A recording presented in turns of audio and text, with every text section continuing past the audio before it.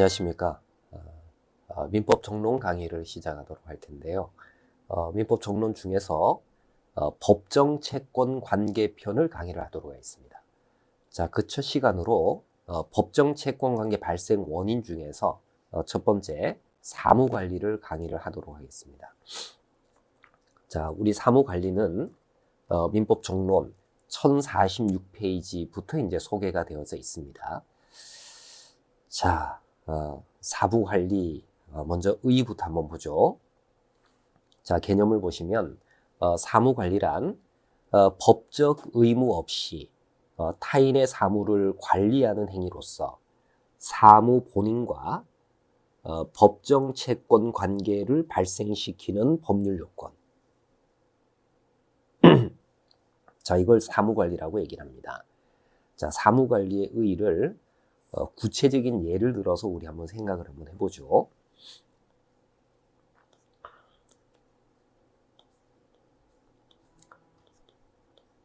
사무 관리의 의의입니다. 자, 여러분 이제 사무 관리라는 것은 일종의 계약도 아니에요. 법이 정하고 있는 어떤 요건을 구비를 했을 때 그때 법이 정하는 자들 사이에서 채권 관계가 발생될 수 있도록 하는 하나의 법률 요건이 사무 관리인데, 예를 들면 자, 사무 관리자가 있습니다. 예를 들어 고속도로 상에서 사고가 발생을 했어요. 그래서 차량이 파손이 됐습니다. 이 차량을 어디론가 옮겨야 되는데 그럴 때 제일 먼저 달려오는 사람이 누굽니까? 레카차가 제일 먼저 달려오죠. 레카차 차주가 있다라고 가정을 한번 해봅시다. 자, 이 레카차 차주가 왜 달려오는 거예요? 견인하기 위해서 달려오지 않습니까? 근데 이 레카차를 운영하는 사람이 사고가 난 사람과의 사이에서 뭔가 견인해 줘야 되는 법적 의무가 있는 것은 아니에요. 그렇지만 레카차를 이제 영업을 하는 사람이 달려와서 그래서 사고 난 차량, 이게 사무 본인이 되겠죠. 자, 사무 본인을 위해서 차량을 견인하는 행위를 해줍니다. 이게 사무 관리 행위가 될 거예요. 자, 사무 본인은 사고 차량의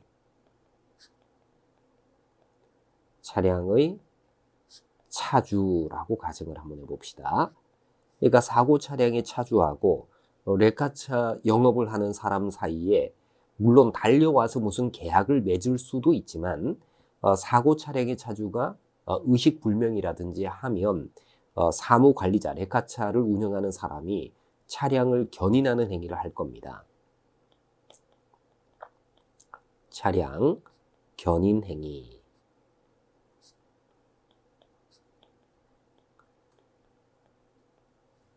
이렇게 할 수 있지 않습니까? 자, 이렇게 법적인 의무가 없지만 타인의 사무를 처리해 주는 일은 현실에서 종종 일어나는 일입니다. 자, 이랬을 때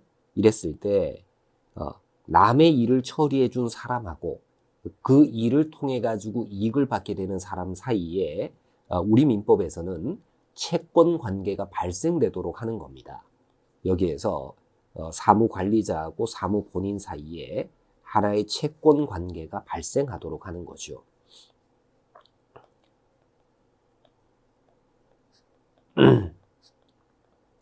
채권 관계가 발생하도록 하는, 이렇게 이 사무 관리 행위를 통해서 채권 관계가 하나 발생하는데, 이 채권 관계의 내용은 뭐냐면요, 채권 관계는 자, 사무 관리자는 타인의 일을 처리하는 사람이지만 그 타인과 무슨 계약을 맺어서 일을 처리하는 것은 아니에요.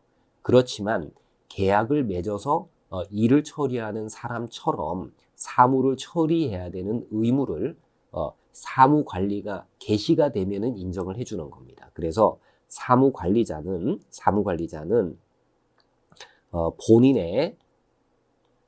본인 의사나 이익을 존중해야 될, 존중해서 사무를 계속 처리해야 될, 해야 할 의무를 인정을 하는 겁니다. 만약에 본인의 의사나 이익을 존중하지 않았다면은 일종의 사무관리자가 사무 본인에 대해서 채무 불이행 책임을 지게 되는 거예요. 그러니까 남의 사무를 처리하는 순간에 채권 관계가 만들어지고 사무관리자는 그 채권 관계에 따라서 이와 같은 의무를 부담하게 되는 것이죠. 그 다음에 이제 사무 본인은 이 사무관리자에 대해서 어떤 의무를 부담하느냐면, 자, 사무관리자가 본인 사무를 처리하기 위해서 비용이나 노력들을 지출하는 경우가 있죠. 그 비용이나 노력을 이거를 상환을 해줘야 됩니다. 그래서 사무 본인은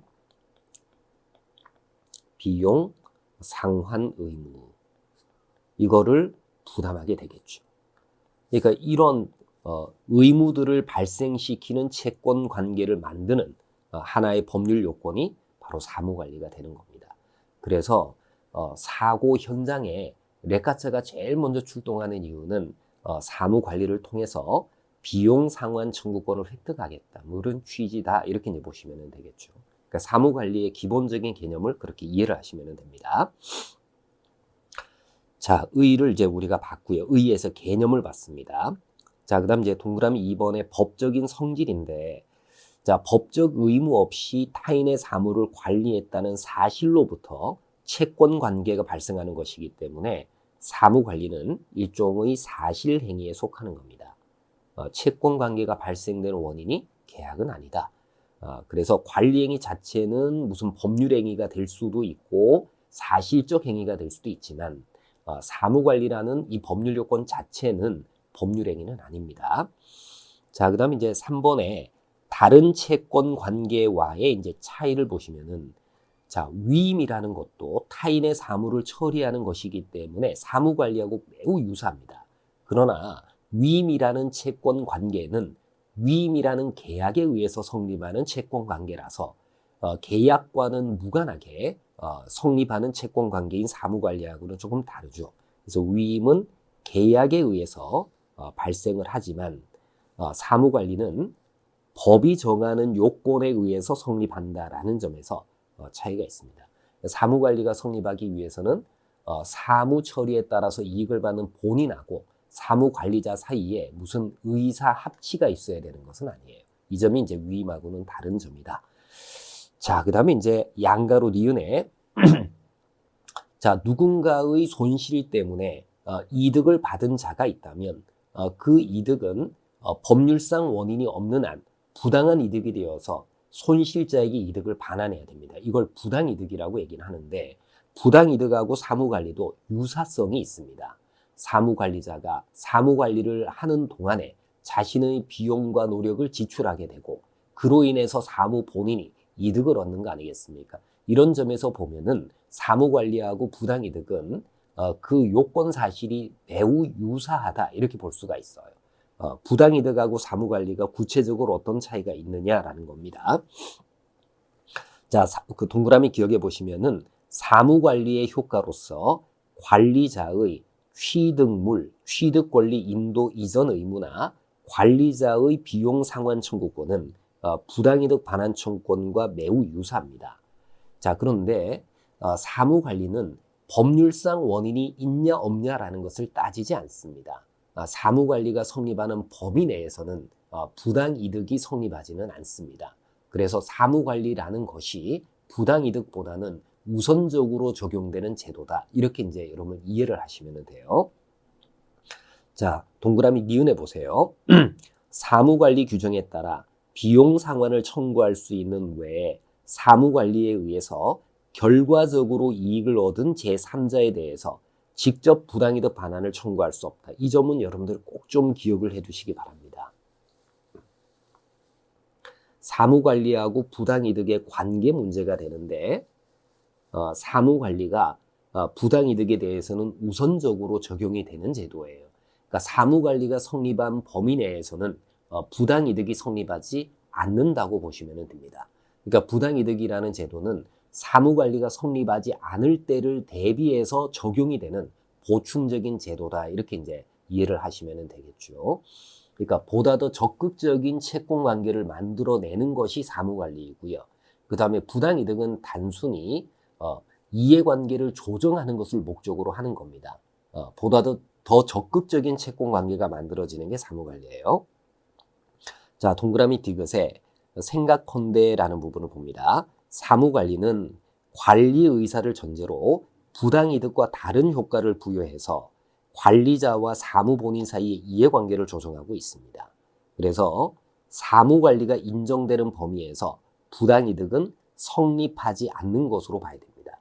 그러니까 사무관리에 따라서 발생되는 이해관계는 사무관리 규범에 따라서 처리하는 것이 보다 더 적절합니다. 예를 들면 사무관리자가 비용을 지출했고 그로 인해 가지고 사무 본인이 이득을 얻지 않습니까? 이런 경우에 이득을 받은 본인은 부당이득 법리에 따르면은 현재 가지고 있는 이득을 돌려주면 되는 거예요. 근데 사무관리 규범에 따르면은 관리자가 지출한 비용 전체를 상환하는 것이 원칙입니다. 어느 것이 보다 더 당사자의 의사에 부합할 수가 있겠느냐라는 것을 생각해 본다면은 법적 의무 없이 타인을 위해서 사무를 처리했기 때문에 가급적이면 사무관리자의 손실이 없도록 만들어주는 게 보다 더 적절하겠죠. 그런 측면에서 보면 사무관리 제도가 부당이득 제도에 대해서는 우선적으로 적용이 되는 제도입니다. 따라서 사무관리 규정에 따라 비용 상환을 청구할 수 있는 경우라면 사무관리에 따라서 이익을 얻은 제3자에 대해서는 직접 부당이득 반환은 청구할 수가 없어요. 그러니까 사무관리가 성립하는 범위에서는 부당이득 반환 청구가 안 된다라는 점을 꼭 기억을 해두시기 바랍니다. 여기 이걸 선언하고 있는 것이 2013년 6월 27일자 대법원 판결인데 이 판결은 매우 재밌는 판결입니다. 이 판결의 내용은요. 그 KNTDS라는 국가 작전 제도가 있습니다. 자, 이 KNTDS라는 이제 국가 작전 제도가 있는데 이 KNTDS를 운용하기 위해 가지고는 여러 가지 전략 물자에 대한 정보를 제공하는 것이 이제 필요한데 이 KNTDS를 관리하고 그다음에 전략 물자 정보에 관한 여러 데이터베이스를 제공하는 개인 회사가 있습니다. 근데 그 전략 물자에 관한 여러 정보들을 제공하는 회사가 영국 회사인데 이 영국 회사로부터 그 데이터베이스에 접근할 수 있는 이 사용권을 획득한 우리나라 회사가 해군이 운영하는 KNTDS 관리 유지 수선 회사로 이제 선정이 되고 1년 단위로 재계약을 하도록 되어 있어요. 그런데 계약 기간이 만료되는 그 무렵쯤에 재계약 여부를 해군이 결정을 안 해주게 됩니다. 그렇지만 KNTDS는 운영을 해야 되기 때문에 종전에 이제 이 KNTDS 유지 보수 업체로 이 IT 회사가 이제 하나 선정이 되었는데 이 회사가 영국 회사하고 이 전략 물자에 관한 데이터베이스 이용권 계약을 1년 단위로 체결을 했단 말이죠. 자, 우리나라 그 IT 회사가 이 해군하고의 계약 기간이 끝나감에도 불구하고 재계약 여부를 해군이 결정을 안 해주니까 그러니까 어떻게 하겠습니까? 다음에 재계약이 될 것이다라는 것을 기대를 하고 이 영국 회사하고 데이터베이스 이용권 계약을 연장을 해요. 근데 해군하고의 재계약이 좌절이 됩니다. 그리고 해군은 다른 IT 회사하고 재계약을 체결을 해요. 그러면 재계약이 좌절되기까지 계약 기간이 만료되고 재계약이 좌절되기까지는 해군은 계속해서 이 아무런 권한 없이 이 IT 회사, 종전 IT 회사가 제공한 데이터베이스 이용권을 기초로 해가지고 이용을 했단 말이죠. 여기에서 이제 여러 이득을 받게 되는 거죠. 이게 대한민국하고 종전 IT 회사 사이에 사무관리가 성립하는 관계가 될 겁니다. 법적 의무, 계약 기간이 끝났으니까 법적 의무 없지 않습니까? 그럼에도 불구하고 타인의 사무를 처리를 해준 거죠. 그로 인해 가지고 대한민국은 여러 이득을 받게 되는 겁니다. 대한민국하고 종전 IT 회사 사이에 사무관리가 성립했는데, 그렇다면은 이제 종전 IT 회사는 대한민국을 상대로 해서 비용 상환 등을 청구할 수가 있는 상황인데, 이 종전 IT 회사가 새로운 계약자로 선정이 된 다른 IT 회사를 상대로 부당이득 반환을 청구한 케이스입니다. 이 부당이득 반환 청구가 허용이 되느냐라는 것이 문제가 되는데, 자, 우리 대법원은 사무관리가 성립했다면은 사무 본인에 대해서 비용 상환 등을 청구하는 것은 변론으로 하고, 그 사무 관리에 따라서 사실상 이익을 얻은 제3자에 대해서 부당이득 반환을 청구하는 것은 허용되지 않는다라고 판단한 그런 케이스입니다. 그래서 이 판례는 시험에 워낙 자주 나오는 판례이기 때문에 잘 기억을 해두셔야 됩니다. 자, 그 다음 양가로 디귿에 보시면은 불법행위라는 법정 채권 관계도 사무관리하고 구별이 될 수 있는데, 불법행위는 위법행위죠. 반면에 사무관리는 적법행위다라는 점에서 차이가 있습니다. 자, 그 다음 이제 이번에 사무관리의 성립 요건 쪽으로 넘어가면 자, 여러분, 사무관리가 성립하기 위해서는 일단 타인의 사무를 관리해야 됩니다. 그러니까 관리하는 사무가 타인의 사무여야지 사무관리가 성립할 수 있어요. 이게 첫 번째 요건이고, 두 번째는 관리자에게는 법적 의무가 없어야 됩니다. 만약에 법적 의무를 부담하는 자가 타인의 사무를 처리했다면 그 법적 의무 발생의 원인 관계가 있을 거 아니겠습니까? 그 원인 관계에 따라서 여러 가지 채권 채무들이 발생하는 것이지 사무관리가 성립할 여지는 없다, 이렇게 보셔야 됩니다. 자, 그 다음 세 번째 요건으로는 사무관리자에게는 타인의 사무, 타인을 위해서 사무를 처리한다라는 의사가 있어야 됩니다. 사무관리 의사가 있어야 되고요. 그 다음에 마지막 네 번째는 타인의 사무를 처리하는 것이 사무 본인의 의사나 이익에 명백히 반하지 않아야 됩니다. 이 네 가지 요건을 갖추었을 때 사무관리라는 채권 관계가 만들어지게 되는 것이죠. 하나하나 자세히 보도록 합시다. 자, 타인의 사무를 관리할 것이라고 돼 있는데, 이 사무관리라는 것은 처분행위에 대비되는 개념으로서의 관리행위, 그걸 의미하는 게 아니에요. 그냥 타인의 일을 처리한다는 뜻입니다. 자, 그 다음 양가로 니은에 처리하는 일은 당연히 타인의 사무여야 됩니다. 자기 사무를 타인 사무라고 오인해가지고 처리했다면 이는 사무관리가 될 여지가 없어요. 근데 A의 사무라고 생각을 하고 처리를 했는데 B의 사무더라, 이런 경우라면은 B하고 사이에서 사무관리가 성립할 수는 있습니다. 자, 동그라미 니은에 보시면은 타인 사무가 국가 사무인 경우, 이런 경우에도 사무관리가 성립할 수 있겠느냐라는 거예요. 타인의 사무가 국가 사무입니다. 국가가 처리해야 될 사무를 개인이 대신 처리하고 국가로부터 사무관리 채권 관계에 따라서 비용 상환 등을 청구할 수가 있겠느냐라는 건데, 이 국가 사무는 개인이 함부로 처리할 수 있는 것은 아니에요. 근데 사무의 성격상 사인이 처리해도 무방한 사무들이 있을 수가 있겠죠. 그런 경우라면은 사무관리가 성립할 수가 있습니다. 자, 사인이 처리한 국가 사무가 사인이 국가를 대신해서 처리할 수 있는 성질의 것이라면 그러면 여기에 이제 사무관리가 성립할 수가 있습니다. 사무관리 성립한다. 근데 사인이 국가를 대신해서 처리할 수 있는 성질의 것이 아닌 사무라면 사무관리가 성립할 여지가 없다, 이렇게 보셔야 됩니다. 여러분, 예전에 세월호 사건이 났을 때 바지선이 필요하지 않습니까? 구조를 하기 위해서는 바지선이 필요한데, 그때 언딘이라는 아마 해난구조회사가 바지선을 거기에다 설치를 했을 거예요. 근데 그 바지선 설치가 국가하고의 무슨 계약을 맺어서 바지선을 설치한 게 아니에요. 사무 처리의 긴급성, 그 다음에 바지선 설치라는 것이 반드시 국가만이 처리할 수 있는 사무가 아니기 때문에 사무관리의 성립을 기대하고 바지선을 거기다 설치를 한 겁니다. 그죠? 자, 이런 경우에 이제 사무관리가 성립할 수가 있는 거죠. 그러나 국가의 공권적 작용을 사인이 대신한다, 이런 것들은 아예 불가능하다, 이렇게 봐야 되겠죠. 자, 타인 사무가 국가 사무인 경우에도 사무관리가 성립할 가능성은 있다. 언제나 성립하는 것은 아니다. 그러려면은 국가 사무가 사인이 처리하는 것이 가능한 그런 사무였을 때에만 사무관리가 성립이 가능하다라는 것.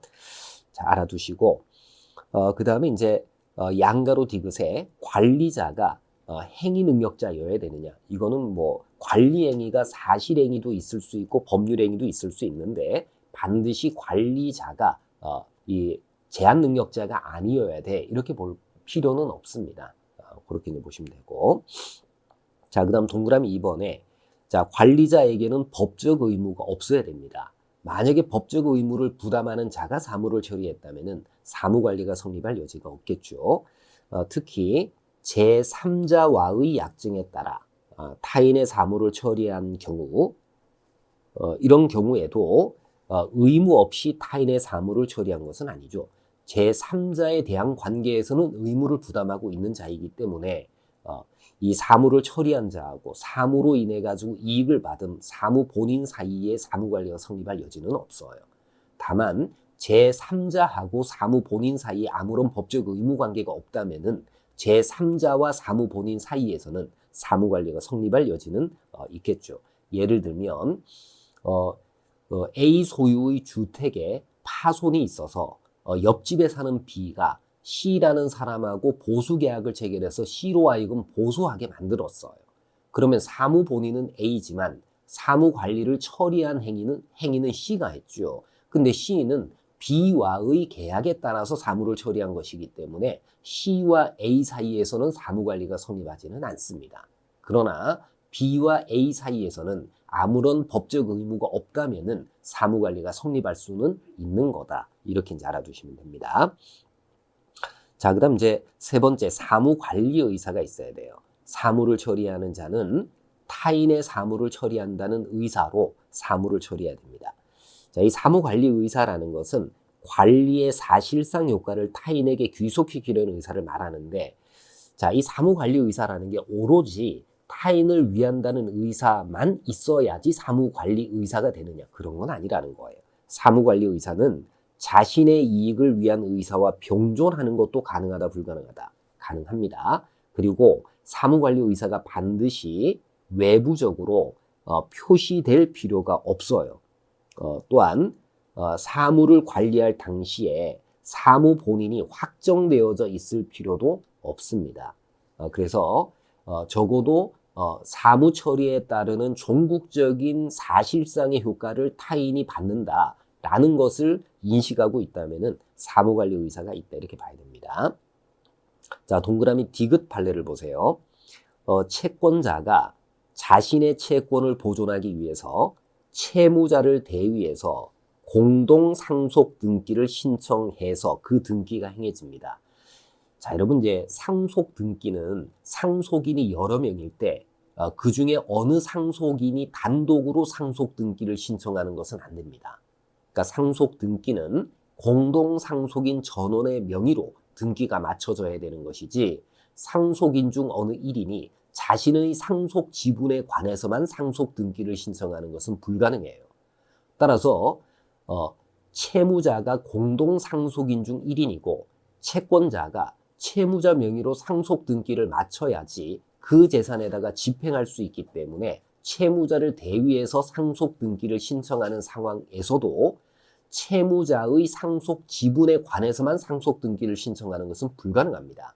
그래서 채무자인 공동 상속인과 다른 공동 상속인까지 대위를 해가지고 상속 등기를 신청할 수밖에는 없어요. 여러분, 상속 등기 신청에 따라서 상속 등기가 실행이 되려면은 상속세 등이 납부가 돼야 됩니다. 이거는 상속 등기를 신청하는 대위 채권자가 대신 납부할 수밖에는 없을 거 아니겠습니까?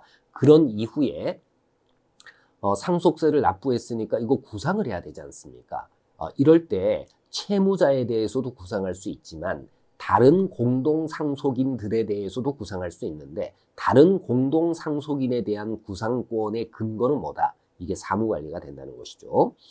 자, 채권자는 자신의 채무자가 아닌 제3자에 대해서도 특별한 사정이 없는 한 사무관리에 기해서 그 등기에 소요된 비용의 상환을 청구할 수가 있는데, 이 등기에 소요된 비용의 상환을 청구할 수가 있습니다. 근데 이 근거가 바로 사무관리가 된다는 것이죠. 자, 그다음 리을 판례를 보세요. 관리자가 처리한 사무 내용이 관리자와 제3자 사이에 체결된 계약상 급부와 그 성질이 동일하더라도 자, 관리자가 본인과 사이에 별도 계약이 체결될 것을 기대하고 사무를 처리했다면 자, 계약이 체결되기 전에 계약에 따른 급부를 행한 것이죠. 법적 의무가 없는 상태에서 급부를 제공을 했고 그 다음에 타인을 위해서 사무를 처리하려는 의사는 있었기 때문에 역시 사무관리가 된다 이렇게 봐야 됩니다. 자, 그 다음에 이제 양거로 니은에 이른바 준사무관리 인정 여부가 있는데 이 부분은 그냥 넘어가도 될 것 같습니다. 자, 그 다음 이제 마지막 요건 본인의 의사나 이익에 명백히 반하지 않아야 됩니다. 본인의 의사나 이익에 명백히 반한다라고 한다면은 사무관리가 성립할 수는 없겠죠. 자, 그 다음에 이제 3번에 사무관리의 효과입니다. 사무관리가 성립하게 되면은 사무관리자하고 사무본인 사이에 채권관계가 만들어지죠. 자, 채권관계가 만들어졌다면 그 채권관계 내용을 파악을 해야 되는데 사무관리자가 부담하는 채무가 뭐냐? 사무본인이 부담하는 채무가 뭐냐? 채무 중심으로 채권관계를 파악하는 것이 이해하기가 편합니다.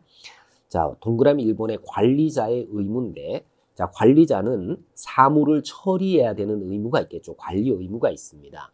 자, 사무 관리를 할 때 사무 성질에 쫓아서 가장 본인에게 이익이 되는 방법으로 관리를 해야 되고요. 그 다음에 본인의 의사를 알거나 알 수 있을 때에는 의사에 적합하도록 관리를 해야 됩니다. 이게 본인의 의사 이익을 존중해야 될 의무가 되겠죠. 자, 그 다음에 이제 양가로 니은에 손해배상 의무도 발생할 수가 있습니다. 자, 관리자가 본인의 이익이나 의사를 존중할 의무를 위반해서 사무를 처리했을 때에는 비록 손해 발생의 과실이 없다고 하더라도 손해배상 책임을 집니다. 그러니까 본인의 의사 이익을 존중하지 않았다라고 한다면은 사무 처리 과정에서는 과실이 없었어요. 그런다고 하더라도 손해배상 책임을 집니다. 다만 관리 행위가 공공의 이익에 적합한 때에는 관리자는 중대한 과실이 없으면은 배상할 책임이 없고요. 자, 그다음 관리자가 타인의 생명, 신체, 명예 또는 재산에 대한 급박한 위해를 면하기 위해서 사무를 관리한 때에는 이때는 고의나 중대한 과실이 없으면은 이로 인한 손해를 배상할 책임이 없습니다. 이 동그라미 디귿에 있는 것을 긴급 사무관리라고 얘기를 해요. 이게 긴급 사무관리. 자, 긴급 사무관리의 경우에는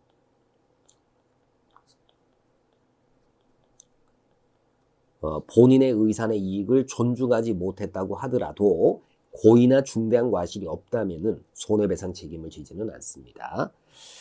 자, 그 다음에 양가로 디귿에 통지 의무가 있고요. 양가로 리을에 청산 의무가 있습니다. 이게 사무관리자가 부담하는 매우 중요한 의무입니다. 사무관리를 하는 동안에 타인의 사무를 처리하면서 여러 가지 물건을 얻거나 권리를 취득할 수가 있는데 이 취득물이나 아니면 취득 권리를 사무 본인에게 이전해야 되는 의무가 있습니다. 자, 동그라미 니은에 보시면은 관리자는 사무 처리로 인해서 받은 금전 기타 물건, 그 다음에 그 수취한 과실을 본인에게 인도하여야 하고 이게 취득물 인도 의무가 됩니다. 그 다음 자기 명의로 취득한 권리를 본인에게 이전해야 된다. 취득 권리 이전 의무가 되겠죠. 이게 이제 청산 의무 핵심입니다. 자, 그 다음 이제 동그라미 2번에 본인의 의무. 본인이 부담하는 사무관리상의 주된 의무는 비용 상환 의무입니다. 비용 상환 의무. 사무 처리 과정에서 사무 관리자가 지출한 비용 등을 상환해야 될 의무가 있습니다. 자, 관리자가 본인을 위해서 필요비 또는 유익비를 지출한 때에는 본인에 대해서 그 상환을 청구할 수가 있습니다. 자, 본인을 위해서 필요 유익한 채무를 부담했을 때에는 본인에게 나를 대신해서 변제를 해라 이렇게 요구할 수가 있어요. 근데 이제 주의하실 것은 이 비용 상환 의무의 범위를 꼭 기억을 내두시기 바랍니다. 원칙은 지출한 비용이 유익비냐 필요비냐라는 것을 불문하고 원칙은 비용 전부를 상환을 해야 됩니다. 원칙은 비용 전부. 다만 예외적으로 본인이 현존하고 있는 이득 범위에서, 현존 이익의 범위에서 비용을 반환해야 되는 경우도 있는데, 이 예외는 어떤 경우에 적용이 되는 것이다. 이 예외는 사무관리가 본인의 의사에 반하는 경우입니다. 관리자가 본인의 의사에 반해서 관리할 때, 이럴 때에는 본인은 현존 이익의 한도에서만 상환할 책임을 집니다. 문제는 사무관리자가 사무 본인 보고 나 이만큼 비용을 지출했을 뿐만 아니라 노력을 들였으니까 그에 상응하는 보수를 달라, 이렇게 요구할 수가 있겠느냐라는 거예요. 우리 민법상 사무관리에서는 사무관리자의 보수 청구권을 인정하고 있지는 않습니다. 이걸 먼저 기억을 내두셔야 돼요. 다만 직업 또는 영업에 의해서 유상으로 일하는 사람이 그 직업 또는 영업의 범위 내에서 타인의 사무를 관리했을 때에는 통상의 보수 상당 금액을 어디에 포함시켜서 청구하는 것은 가능하다. 필요비나 유익비로 상환을 해라라고 청구하는 것은 가능합니다. 따라서 유상으로 제공되는 급부를 사무관리자가 제공을 했을 때에는 보수 상당액이 뭐가 되는 거다. 필요비나 유익비에 해당하기 때문에 사무 본인에 대해서 그 비용의 상환을 청구할 수가 있어요. 보수 상당액의 지급을 청구하는 것도 가능합니다. 자, 그 다음 무과실 손해보상 의무인데, 관리자가 사무관리를 함에 있어서 과실 없이 손해를 받은 때에는 본인은 현존 이익의 한도에서 그 손해의 보상을 청구할 수가 있습니다. 자, 이렇게 해서 이제 우리가 사무관리 부분을 쭉 한번 정리를 한번 해봤습니다. 자, 여러분들 기억에 하셔야 될 것을 다시 한번 정리하면은, 자, 첫 번째, 사무관리가 성립하기 위해서는 어떤 요건을 갖춰야 되느냐? 4가지 요건입니다. 자, 첫째, 타인의 사무를 관리해야 되겠죠. 둘째, 법적 의무가 없어야 됩니다. 그 다음에 이제 세 번째, 사무 관리 의사가 있어야 되겠죠. 네 번째, 본인의 의사나 이익에 명백히 반하지 않아야 됩니다. 이렇게 되면 사무 관리자하고 사무 본인 사이에 채권 관계가 만들어집니다. 자, 이 채권 관계에서 관리자가 부담하는 채무하고 본인이 부담하는 채무가 뭐냐? 관리자가 부담하는 채무는 관리 의무가 있죠. 그 다음에 본인의 의사나 이익을 존중해서 관리를 해야 될 의무가 있고, 관리에 따라서 나타나는 여러 가지 물건이나 권리들을 인도하거나 이전해야 될 의무, 청산 의무가 있습니다. 사무 본인이 부담하는 가장 주된 채무는 비용 상환의 의무입니다. 이걸 가지고 사무 관리에 따른 이해관계가 조정이 되는 것이죠. 자, 이렇게 이제 정리를 하시면 될 것 같습니다. 자, 사무관리 부분, 법정 채권 관계 첫 번째 강의였습니다. 자, 이 강의 잘 활용을 하시고 사무관리 잘 정리를 하시기 바랍니다. 이번 강의는 여기까지 하도록 하겠습니다. 마치겠습니다. 감사합니다.